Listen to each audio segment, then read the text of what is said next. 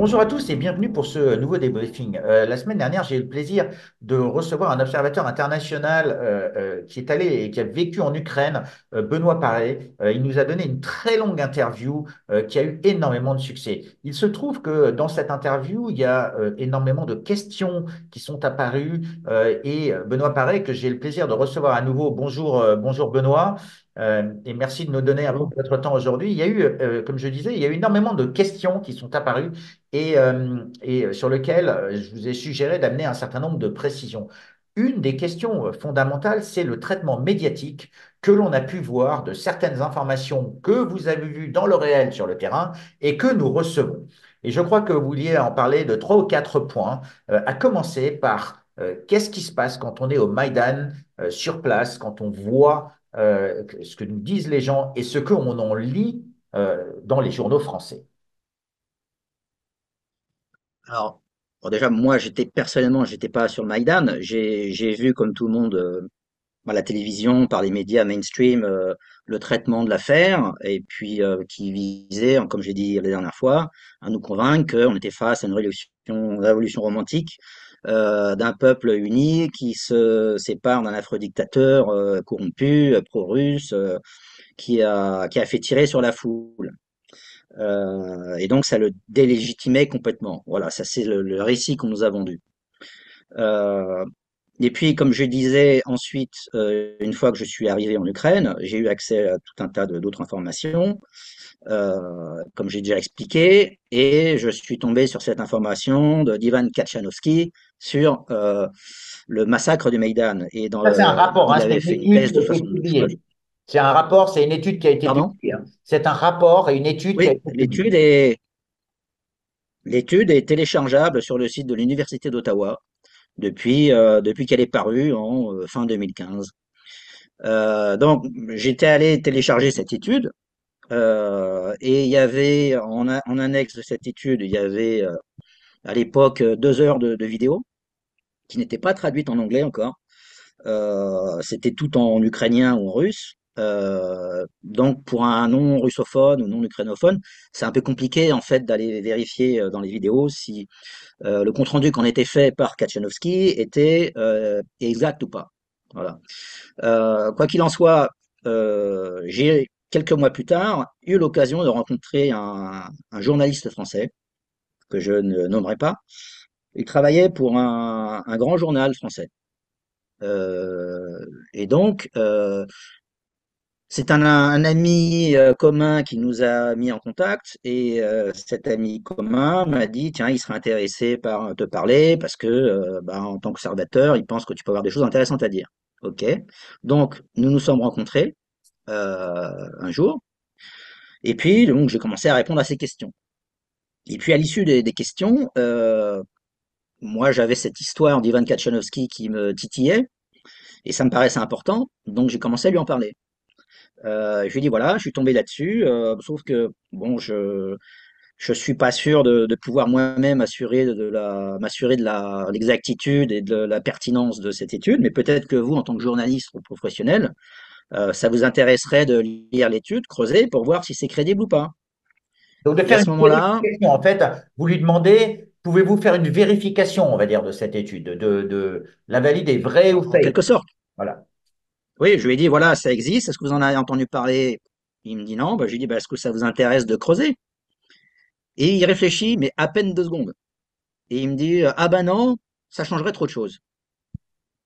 Sachant que je lui avais dit la conclusion de l'étude. Je lui avais dit que l'étude concluait que on avait tiré sur la foule à partir des bâtiments contrôlés par l'opposition. Donc ça changeait tout le narratif. C'était plus le gouvernement Yanukovych qui avait ordonné à sa police de tirer sur la foule.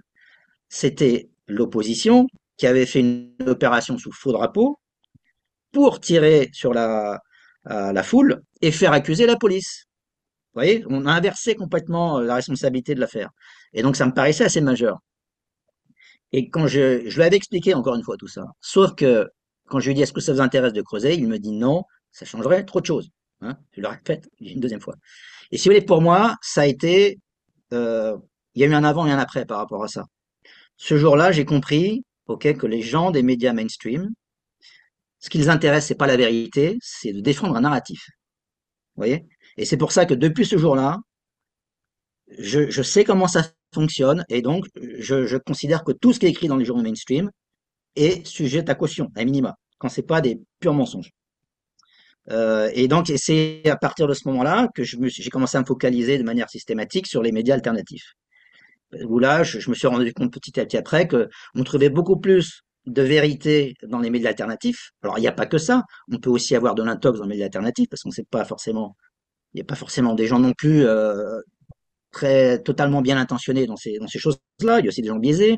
Donc, il faut faire le tri. Mais globalement, au jour d'aujourd'hui, je considère que si on veut être informé sur les grands problèmes du monde, et notamment ce qui s'est passé en Ukraine, c'est pas dans les médias mainstream qu'on va avoir, je veux dire, la vérité de ce qui se passe vraiment sur le terrain. Ou alors on en aura des bribes, si vous voulez. Ils vont pas être dans le mensonge complet, mais ils vont nous cacher des choses qui pourraient modifier notre perception.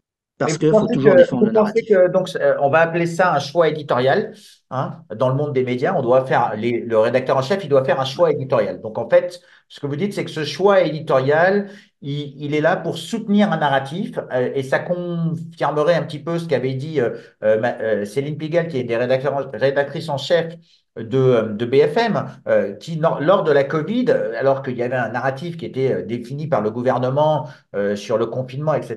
Et elle disait, ben, les médias ne peuvent pas trop s'éloigner du narratif du gouvernement afin de ne pas créer une psychose, afin de ne pas générer trop de questions. Alors bien sûr, ça va à l'encontre complet du droit de la population à connaître la vérité. Et vous, en fin de compte, dans votre métier, dans votre casquette, quand vous allez sur le terrain, vous êtes là pour récupérer la vérité et séparer le bon grain de l'ivraie, séparer les éléments du vrai du faux.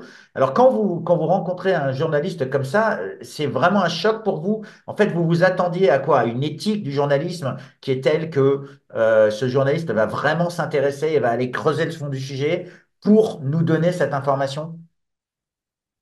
Oui, bah à l'époque, sans doute que j'étais naïf, mais moi, à la base, je suis un idéaliste, et donc je croyais encore que en la noblesse du métier de journaliste, qui était de chercher la vérité quelle qu'elle soit. Voilà. Alors bon, il y a des gens qui vont penser que c'était très naïf, mais bon, quand on est idéaliste, on a un côté naïf. Bon. Mais en tout cas, bon, depuis, j'ai fait beaucoup de chemin, et donc, bah, je suis plus du tout dans la même approche, si vous voulez. Euh, et alors pour donner d'autres exemples d'infos qui n'intéressaient pas les grands médias, on peut parler par exemple des victimes du conflit. Parce qu'encore, il y a quelques jours, j'entendais un débat à la télévision entre deux personnes connues, mais ni l'un ni l'autre, en fait, ne savaient vraiment de quoi ils parlaient. Alors, ils se balancent des chiffres à la figure, sans savoir ce qu'il y a derrière les chiffres. Donc là, Euh, vous êtes en train de parler des donc, victimes du Donbass. On va dire, c'est vraiment voilà. les victimes du Donbass, parce que déjà, donc, est-ce que vous pouvez nous donner quelques chiffres sur les victimes du Donbass? C'est combien de personnes? Alors, il se trouve que la meilleure source pour se renseigner là-dessus, ça reste l'ONU. L'ONU avait une mission sur place dès 2014. Alors honnêtement, dans les premiers temps, 2014-2015, là où il y a eu le plus de combats, le plus de morts, je suis pas certain qu'il était vraiment aisé en fait de vérifier chaque victime, mais je sais que après, pour l'avoir fait moi-même, le processus de vérification est devenu très rigoureux. Pour vous dire, au niveau de l'OSCE pour lequel je travaillais, on a commencé à vérifier les victimes systématiquement à partir de 2016, tout simplement.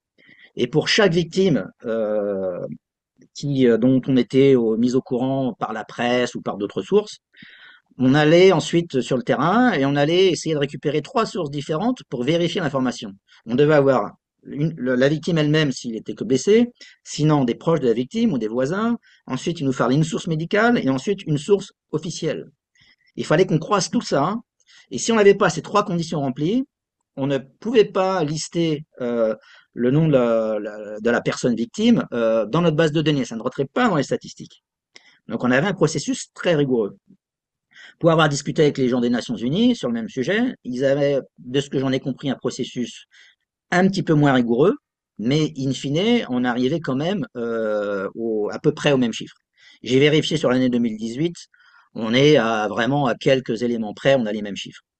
Euh, donc, quand je regarde le, la synthèse des chiffres des victimes du conflit du Donbass faite par l'ONU, je considère que c'est crédible, au moins à 95%.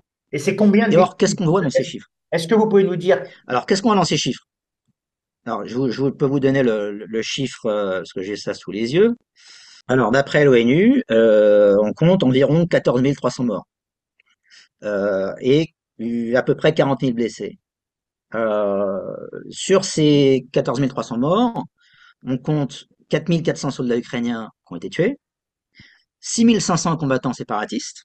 Vous voyez déjà qu'il y a une différence entre le nombre de morts dans chaque camp parmi les combattants. Ça prouve que les combattants séparatistes ont beaucoup plus souffert des combats que les soldats ukrainiens. Et en plus de ça, on a les civils, en l'occurrence 3 400 civils de dénombrés. Quand on prend ces enveloppes-là, au départ, on ne calculait pas de quel côté étaient les civils. Ça, dans les recherches que j'ai faites, au niveau des chiffres de l'ONU, on commence à voir apparaître le nombre de civils tués côté séparatiste ou côté contrôlé par l'Ukraine seulement à partir de 2018.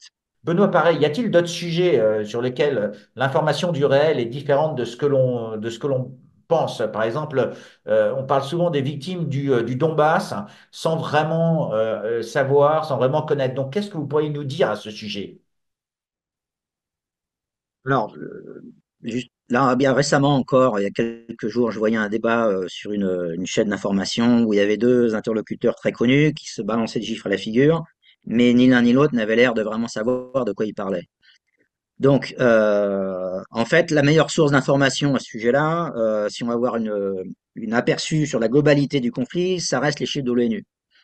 Euh, et il se trouve que ces chiffres, en fait, couvrent la totalité, 2014 à 2021, jusqu'à, en gros, le démarrage de l'opération russe, en fait, jusqu'en décembre 2021. Et donc, c'est le meilleur aperçu qu'on puisse avoir. Alors, combien l'ONU a décompté de morts sur toute la durée du conflit? 14 300. Bon, ça à 100 près, ils le disent eux-mêmes, hein, plus ou moins 100. Et ces chiffres sont fiables. 14 300 morts, 40 000 blessés. Et ces chiffres, Benoît, pareil, ces chiffres ils sont fiables. Pour moi, ils sont fiables parce que bon, je travaillais en coopération avec ces gens sur le terrain et nous, on avait une méthodologie, l'OSCE, qui était très rigoureuse, voire excessivement rigoureuse, parce qu'il y a des morts qu'on n'a pas comptées dans nos statistiques parce qu'on n'avait pas les trois sources requises. Il nous fallait trois sources. C'était une source de la famille, ou la victime elle-même s'il était que blessé, une source médicale et une source des autorités locales. Et s'il nous manquait une des trois sources, on ne validait pas le cas. Vous voyez, l'ONU, ils étaient, de ce que j'en ai compris, un peu moins stricts que ça, et donc il y avait un léger décalage entre nos chiffres, mais ça jouait à epsilon près. Et il se trouve que j'ai comparé en détail les chiffres sur l'année 2018, les leurs et les nôtres, et c'est très proche. C'est très proche. À 95%, on a les mêmes chiffres. Eux, ils en ont légèrement plus pour les raisons que j'ai indiquées. Donc pour moi, c'est fiable. Alors après, sur les premières années du conflit 2014-2015, où il y a eu le plus de morts, c'était certainement plus compliqué en fait de vérifier chacun individuellement. Mais globalement, comme ils ont été fiables sur les années qui suivent, je pense que les chiffres sont fiables aussi sur les premières années. En tout cas, il n'y a pas mieux. On n'a pas mieux. Alors, Donc, on entend souvent on parle de 14 300 morts. alors, on entend souvent Pardon? qu'il y a des victimes de séparatistes, des victimes d'Ukrainiens, des victimes civiles. Qu'est-ce que vous pouvez nous dire pour essayer de rectifier les faits, on va dire, là-dessus? Alors déjà, d'après l'ONU, sur les 14 300 morts, il y a 4 400 soldats ukrainiens qui ont été tués. 6 500 combattants séparatistes qui ont été tués. Vous voyez déjà, on a une différence. Il y a un gros tiers de ces combattants séparatistes de plus qui ont été tués par rapport aux Ukrainiens. Donc là, il y a une sorte de déséquilibre qui n'est pas insignifiante, insignifiant. Et au-delà, il y a les civils. Alors, les civils, on compte 3 400 civils tués globalement sur toute la durée du conflit. Or, sur les premières années, on n'a pas l'information quant à savoir si ces victimes étaient plus du côté séparatiste ou plus du côté contrôlé par le gouvernement ukrainien. Vous voyez, notamment aussi parce qu'en 2014, la ligne de front a beaucoup bougé. Donc, c'est compréhensible quelque part qu'on n'ait pas le détail. Or, à partir du moment où la ligne de front était figée, là, vous pouvez vraiment déterminer où sont les victimes. Et à partir de ce moment-là, à partir de 2018, en fait, l'ONU a fait un décompte aussi régional, savoir de quel côté trouver les victimes. Et si on considère les victimes tuées par ce qu'on considère les actes de continuation de la guerre, c'est-à-dire les bombardements et les tirs, je mets de côté tout ce qui est victimes de mines ou d'engins non explosés. Donc on parle des victimes de la continuation des hostilités. Si on prend ce critère-là, à partir de 2018, 81% des victimes sont à compter du côté séparatiste. Ce qui laisse entendre que bah, c'était des gens qui ont été victimes de tirs ukrainiens. Vous voyez? Et il se trouve que moi, quand j'étais à l'OSCE, on a commencé à décompter les victimes de manière rigoureuse à partir de 2016. Avant, on ne le faisait pas.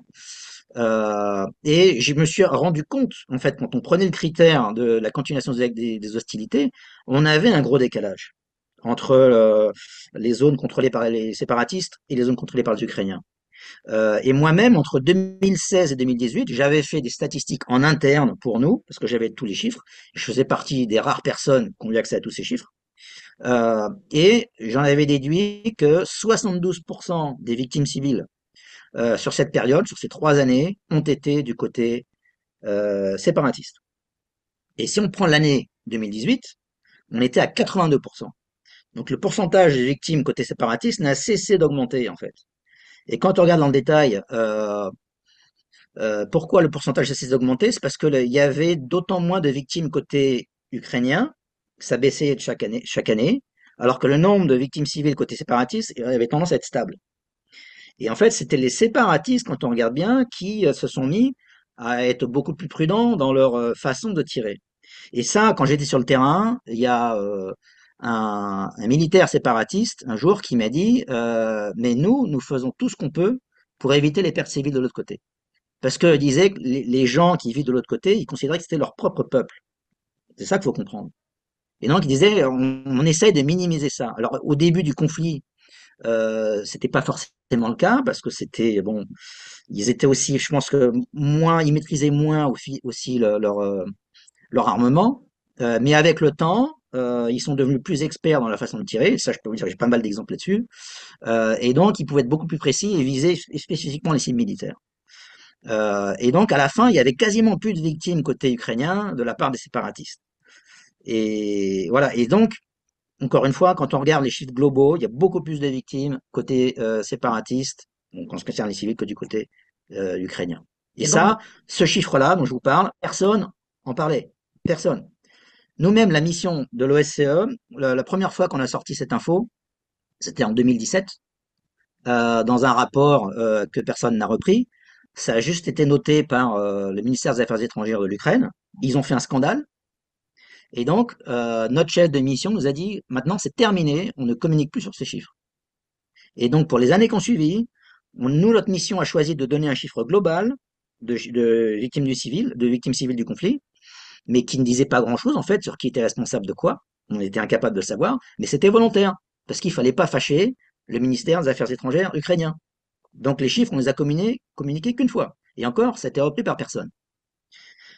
Et voilà, parce qu'on était à nouveau dans un narratif, si vous voulez, pour la vision occidentale des choses. La Russie, c'est l'agresseur, donc il faut pas présenter de chiffres qui donnent l'impression inverse. Vous voyez? C'était ça, mais ce qui se ça, passait on peut le derrière comprendre. derrière le rideau. On peut le comprendre. Dans tout conflit, on va avoir les deux côtés de la chose avec, bien sûr, chaque partie qui va essayer de tirer la couverture à lui. Ce que vous êtes en train de dire, c'est que quand vous rencontrez un journaliste, la première des choses, c'est il ne veut pas en savoir beaucoup plus ou il ne veut pas creuser parce que ça remettrait en cause le narratif.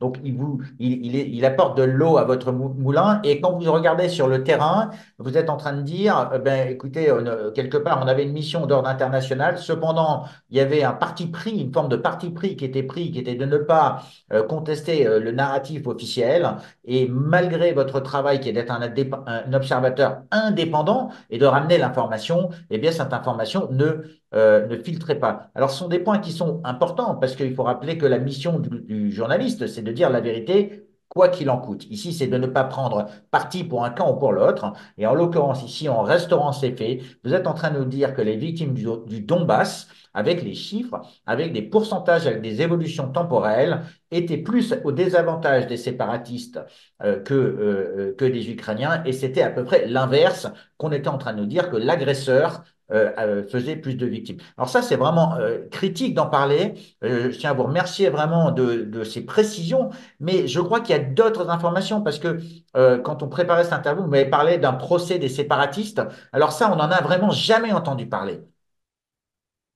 Oui, alors j'ai évoqué ça assez rapidement dans la précédente interview, en me focalisant uniquement sur un article de loi sur lequel les gens étaient condamnés pour séparatisme en Ukraine. Or, il y a eu 3 à 4 articles de loi qui ont été utilisés pour réprimer les séparatistes dans le Donbass. Et encore une fois, j'ai suivi des dizaines d'audiences et des dizaines de procès liés à ça. Donc, je connais bien le sujet.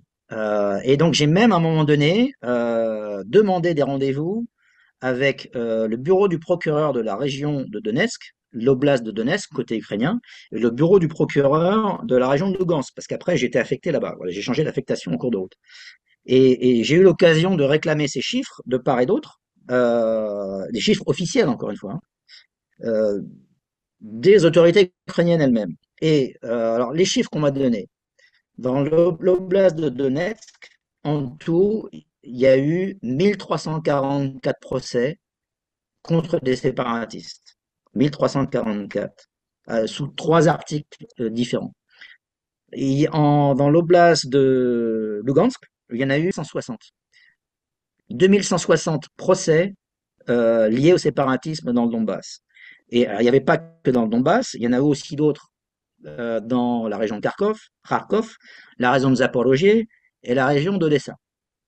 Vous avez aussi d'autres procès, mais là, j'ai pas les chiffres. Mais donc, tout ça cumulé, ça commence à faire pas mal de monde. Et en fait, tous ces gens-là, tous les procès qui ont été au bout se sont terminés en condamnation. On est à 99,9% de condamnation. Dans les deux régions de Donetsk et Lugansk, les procureurs ont mis un point d'honneur à me dire on a de chaque côté que des condamnations, sauf un cas ou deux. Et ils me disaient mais rassurez-vous, le dernier cas, on va gagner en appel. Hein, parce que voilà, faut pas qu'ils en réchappent. Et or, c'était un député ukrainien qui avait attiré mon attention là-dessus. Il n'y a aucun pays démocratique au monde qui atteint des taux de conviction dans des procès criminels de 100%. Ça n'existe pas. On voit ça que dans les dictatures. Donc, même le député ukrainien m'avait dit, écoutez, en Occident, en Europe, le taux de conviction est entre 80 et 85%. Il m'avait même dit, la France, votre pays, il se situe dans la fourchette entre 80 et 85%. Bon, j'ai pas vérifié, c'est ce que le député m'a dit. Et il faisait partie d'un parti politique qui soutenait le gouvernement, en plus, à l'époque. C'était pas un député d'opposition. Donc, je pense que le chiffre était fiable. Mais c'est la première personne qui a attiré mon attention sur le fait qu'il y avait un gros problème de fiabilité de la justice ukrainienne. Voilà. Et ça, cette affaire des procès du Donbass, personne n'en a jamais parlé dans les médias occidentaux. Je n'ai jamais vu la moindre information. Moi, quand j'allais au procès, il y avait des journalistes ukrainiens qui étaient là. J'ai jamais vu un journaliste occidental. Jamais un seul. Donc, c'est quelque chose qui passait complètement sous le radar. Et quand on regarde le détail de ces procès, mais par moments, mais il y avait des choses comment dire, qui étaient extrêmement choquantes, pour pas dire plus. Et on se disait, c'est pas possible. Ces procès sont truqués. Alors, je dis pas que tous l'étaient, mais par moments, on se disait, c'est pas possible, c'est truqué. Mais malgré tout, les gens étaient condamnés, systématiquement. Et ça, Donc pour là, moi, ça a été un choc, ça aussi. ce qui vous fait dire, c'est que bon, on a une justice, on va dire quelque part, qui est pas impartiale, qui est partiale. Quand vous rapportez ça en tant qu'observateur à vos chefs, qu'est-ce qu'on vous dit? On va dire, c'est quoi? C'est normal? C'est quand vous en parlez en dehors de vous, on vous dit, n'en parle pas. Comment vous réglez ce sujet? Alors, en fait, comme j'avais expliqué la dernière fois, quand on faisait des rapports, ça passait à travers divers filtres dans la hiérarchie. Il y avait 3 filtres avant que le rapport devienne public. Et je peux vous dire que dès le deuxième filtre, qui pour moi était à Donetsk, donc notre mission, le bureau de notre mission de Donetsk, il y avait la moitié des officiers en charge des rapports qui supprimaient systématiquement les rapports sur les procès. Systématiquement. Et alors, à un moment donné, j'ai regardé, mais qu'est-ce qui se passe? J'ai regardé les statistiques de suppression des rapports et je leur ai posé la question, mais qu'est-ce qui se passe chez vous? Pourquoi vous supprimez les rapports? Et figurez-vous que la plupart des gens qui suppriment les rapports pensaient que ça faisait pas partie de notre mandat, mais ce qui était extraordinaire. Donc il y avait une incompréhension du mandat pour certains, mais je pense que c'était au-delà. Parce qu'il y avait notamment une des personnes qui était en charge de ça, qui était pour moi une personne biaisée, et parce que, encore une fois, on tombait dans des informations qui n'étaient pas favorables pour l'État ukrainien, donc il valait mieux pas en parler. Vous voyez, donc il y a des personnes qui, d'autorité, se permettaient, parce qu'ils en avaient le pouvoir, de supprimer des rapports sur des vagues prétextes en disant que ça ne fait pas partie du mandat. En se disant de toute façon, personne n'ira me demander. Donc voilà, je fais ce que je veux.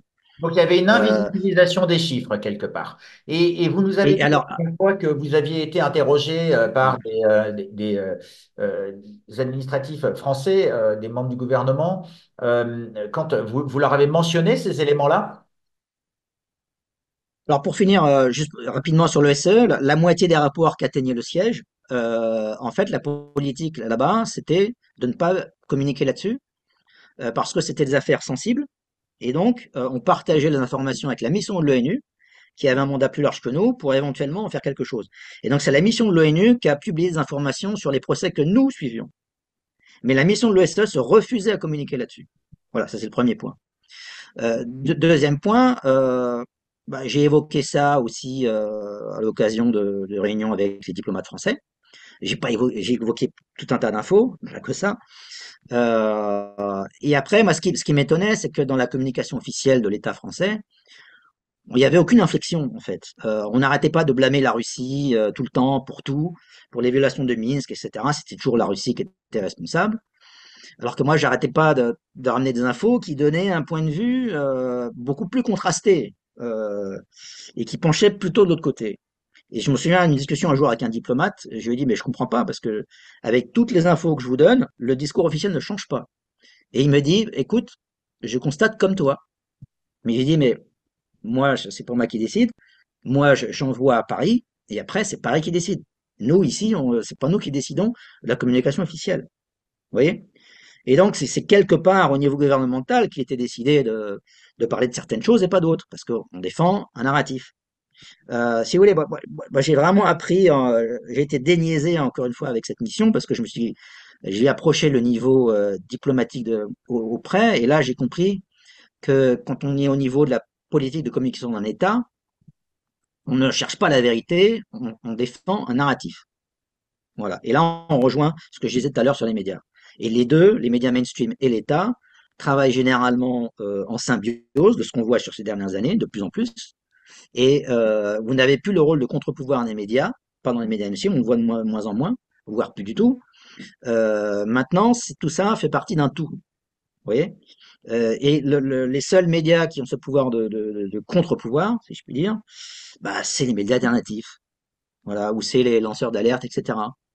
Voilà le Qu'on remet système. très souvent en cause, dont on remet très souvent en cause les, les analyses factuelles parce qu'on dit qu'ils ne sont pas journalistes, ils n'ont pas vérifié leurs faits. En l'occurrence, ce sont des gens qui n'ont pas d'intérêt à modifier le narratif et qui ont intérêt à dire la vérité. Et c'est pour ça que quelque part, il y a plus de fiabilité et que, comme vous dites, on est en train de conformer, de conforter le narratif, peu importe si jamais les faits vont dans l'autre sens ou si jamais il y a des débuts de faisceaux d'indices qui vont dans l'autre sens. On a bien vu avec Nord Stream comment ça s'est passé, puisque d'abord on a accusé la Russie, puis après les États-Unis pour finalement accuser l'Ukraine. Donc on voit bien que la vérité prend l'escalier et que le mensonge a pris l'ascenseur. C'est beaucoup plus facile de trouver un agresseur présumé plutôt que de trouver l'agresseur réel sur les faits. Donc le réel prend du temps. Un autre élément moi, qui m'avait intéressé, c'est que vous avez parlé de Mariupol, vous y avez été. Euh, Ouais. quel- qu'est-ce que vous pouvez nous dire vraiment sur Mariupol? Parce que on a vu tellement de choses et comme on dit dans les médias mainstream, ben, on a l'impression qu'on nous raconte un certain narratif. Bon, on peut même parler de l'hôpital, on va dire, de Mariupol, mais de la maternité. Mais qu'est-ce que vous pouvez nous dire, on va dire, sur Mariupol? Alors déjà, je vais revenir sur 2014. Dans la dernière interview, la précédente interview, je suis rentré un petit peu dans un niveau de détail qui allait peut-être un peu trop loin pour le spectateur. Mais disons, ce que je voulais démontrer in fine, c'était que quand on se focalise sur les événements et qu'on a accès à tous les détails du déroulé des événements sur le printemps 2014, la conclusion à laquelle j'étais arrivé, c'est qu'on ne voit pas l'ombre d'un Russe dans ce qui s'est passé. Tous les acteurs locaux sont tous des gens de Mariupol, les pro-insurrection. Tous les gens qui ont été ensuite accusés dans les procès, c'était tous des gens de Mariupol. Et encore une fois, j'ai suivi leur procès. Même sur le site des ennemis de l'Ukraine, Miro Dvorets, les gens qui ont été impliqués dans les événements de Mariupol, qui listent même sur leur site, hein, qui est un site ukrainien, c'est que des gens qui sont nés dans la ville. Le seul russe dont on m'a parlé, qui est intervenu à ce moment-là sur toute la période, c'est un journaliste russe qui s'est fait tirer dessus le 9 mai 2014. Et j'ai vérifié, j'ai même trouvé son nom. C'est un journaliste de RT. C'est le seul russe euh, dont j'ai entendu parler sur toute la période jusqu'au moment où l'armée ukrainienne a repris le contrôle. Alors, la conclusion qu'on peut avoir, c'est que s'il y a une insurrection complètement grassroots à Mariupol, grassroots, c'est-à-dire populaire, on peut considérer que dans toutes les autres villes qui sont, comment dire, dont les municipalités ont été saisies au cours du mois d'avril 2014, on peut considérer que ça a aussi pu être un phénomène d'insurrection populaire. Alors j'ai dit la dernière fois que ça suggérait aussi le fait que ce soit très rapproché dans le temps dans plusieurs villes, qu'il y a une coordination. Et j'ai dit en effet, on peut penser que peut-être les Russes ont coordonné ça. Cela dit, il faut aussi avoir à l'esprit que quelques jours avant, le 7 avril, on a eu la proclamation officielle de la République populaire de Donetsk, avec déjà à sa tête Denis Pouchiline. Et que donc, ils ont eux-mêmes créé une structure qui a pu aussi servir de coordination pour étendre leur pouvoir dans toute la région. On peut aussi imaginer ça. Donc, il n'est pas certain que vous aviez dans chaque ville des Russes à la manœuvre. Vous voyez. Alors, on sait qu'il y a au moins à Kramatorsk et Slaviansk, on sait que c'était Igor Girkin. Ça, c'est tout le monde le sait aujourd'hui. C'est un fait. Mais dans les autres villes, moi, j'ai pas d'infos. Il va falloir regarder dans le détail. Mais si vous voulez, tout ça, ça permet de relativiser un peu ce qui s'est passé à l'époque. Alors après, pour parler de 2022, là, on est sur un autre sujet.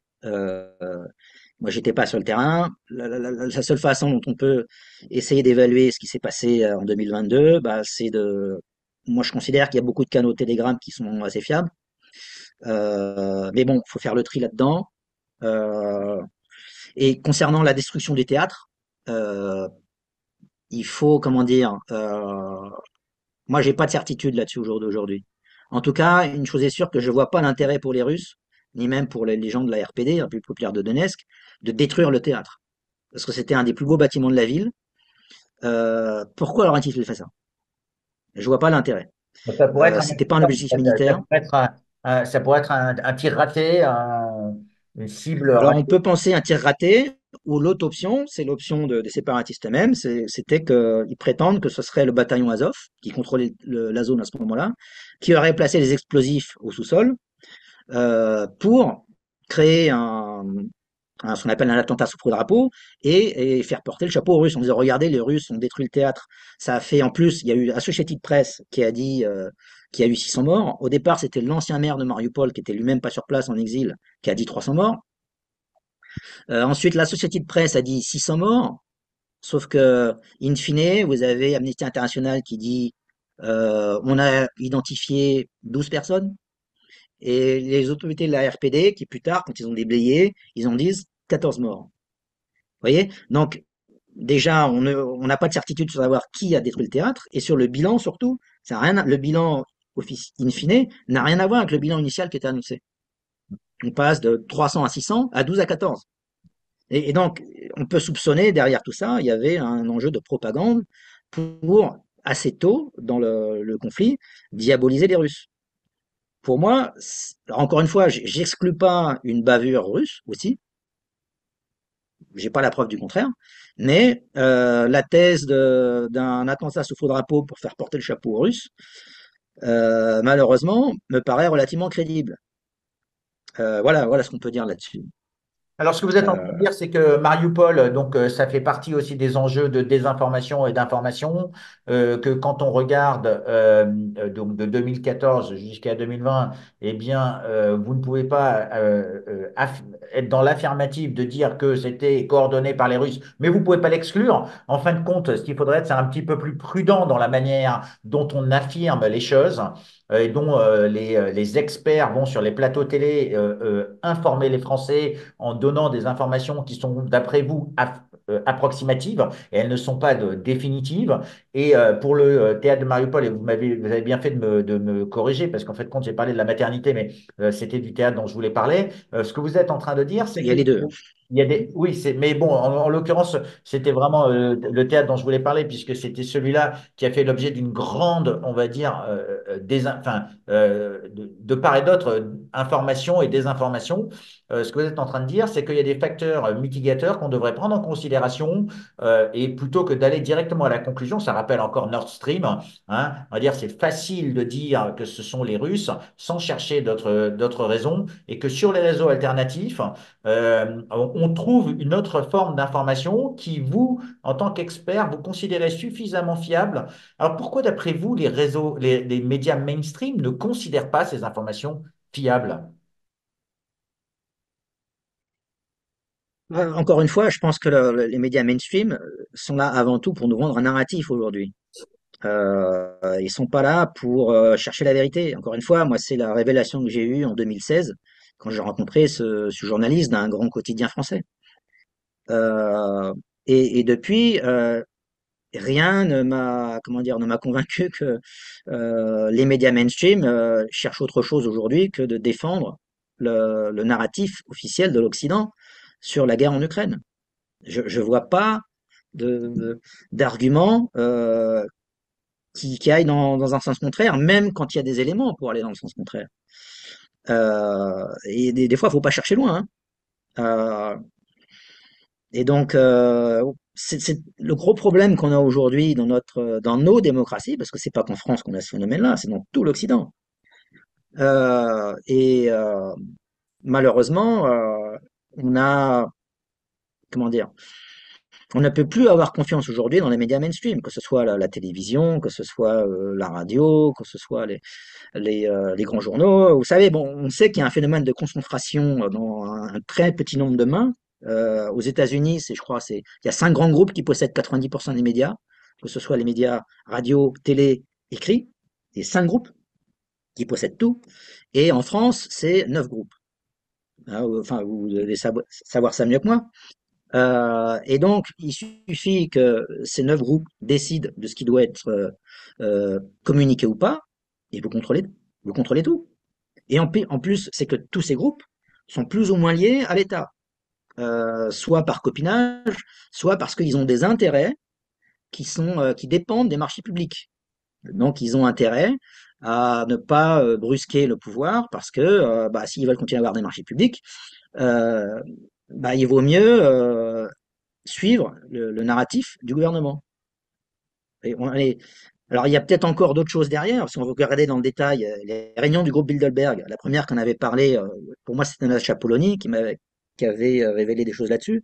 Il y a eu Philippe de Villiers qui a révélé des choses là-dessus aussi dans ses livres, où Bilderberg réunissait les grands patrons de presse, des politiciens et même quelques journalistes vedettes. Et puis des grands patrons pas forcément de patrons de presse, mais des patrons de grandes entreprises multinationales. Et ce qui ressortait de ces réunions, personne ne le sait exactement. On a des bribes, mais ça vous donne l'idée qu'il y a une coordination qui est faite à l'échelle du monde occidental, parce que Bilderberg, c'est à l'échelle du monde occidental, pour créer un narratif que tout le monde va suivre. Et c'est pas que le narratif du journalistique, c'est le narratif politique. Vous voyez, vous vous rendez compte qu'après, que tous les partis suivent le même message. Comment se fait-il qu'aujourd'hui, quasiment tous les partis suivent le même message sur l'Ukraine? Bon, à l'exception maintenant des partis communistes et puis de la France insoumise. C'est les deux seuls qui se démarquent aujourd'hui, et tous les autres suivent le même narratif. Ça pose question. Pourquoi? Euh, et ça, c'est dans tous les pays. Alors en Allemagne, il n'y a que l'AfD qui se démarque. Hein, pareil, ça. Enfin, l'AfD est peut-être aussi parti de gauche Die Linke, mais tous les partis qu'on dit de gouvernement, ils sont tous sur la même ligne. Je vois à peine les nuances. Et donc, on a l'impression qu'aujourd'hui, tout le monde occidental est coordonné euh, par Bilderberg, par le Forum économique mondial. Vous voyez, tous ces forums là qui font l'opinion. J'ai l'impression que c'est comme ça que ça marche.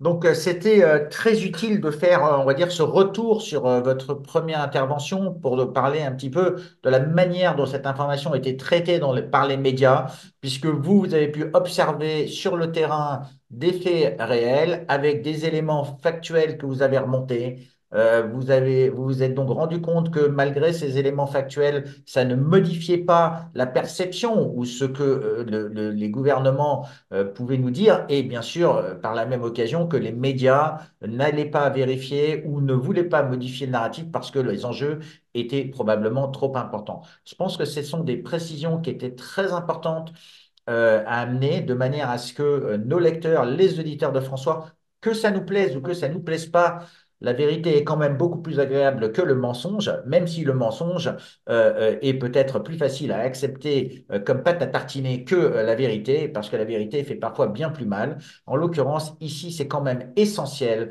que la population française sache ce qui se passe sur le terrain, ce qui s'est passé. Benoît Paré, merci beaucoup pour cette précision, pour ces précisions. On aura le plaisir de vous recevoir de nouveau pour parler de d'autres sujets. Il y a d'autres sujets sur lesquels vous vouliez vous exprimer sur les accords de Minsk, de manière à ce qu'on puisse décrypter ces accords de Minsk.